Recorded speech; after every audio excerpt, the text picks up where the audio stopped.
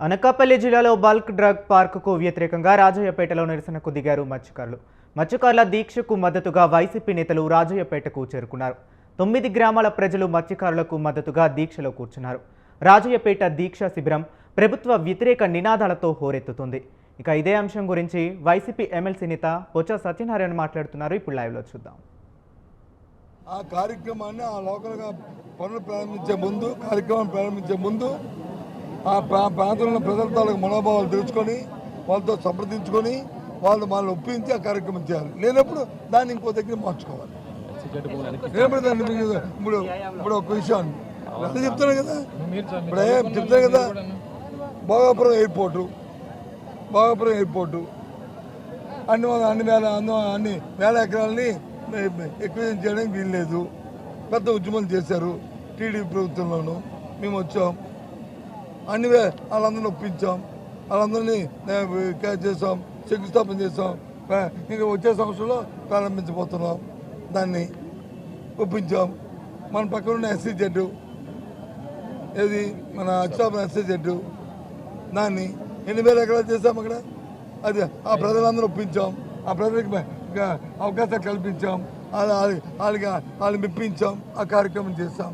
ఆ పక్కన ఉన్న మరి రామ్కి ఫార్మాసిటీ ఒప్పించాం, చేసాం. రణసందలో ఉన్న ఎస్ఐ ఇది లేదు, బొబ్బుల్లో గ్రోత్ సెంటరు ఇవన్నీ చేసాం కదా. దేనికంటే పరిశ్రమలకి ఎగ్రీస్ కాదు, ఆ ప్రాంత ఎన్నికలప్పుడు వచ్చి ఏం చెప్పావు? నీ పిల్లలు పుడితే పొట్టలు, ఒకవేళ పుడితే వాడికి వచ్చి అంగమైకల్యం వస్తుంది, మళ్ళీ క్యాన్సర్ వస్తుంది, మళ్ళీ తాగడానికి వచ్చి నీళ్ళు చచ్చిపోతాం. మత్స్యకారులు అందరూ చచ్చిపోతారు, మత్స్యం అంతా చచ్చిపోతారు. నువ్వే చెప్పావు కదా. మరి ఏ కోణంలో చెప్పావు? ఏ అథారిటీతో చెప్పావు?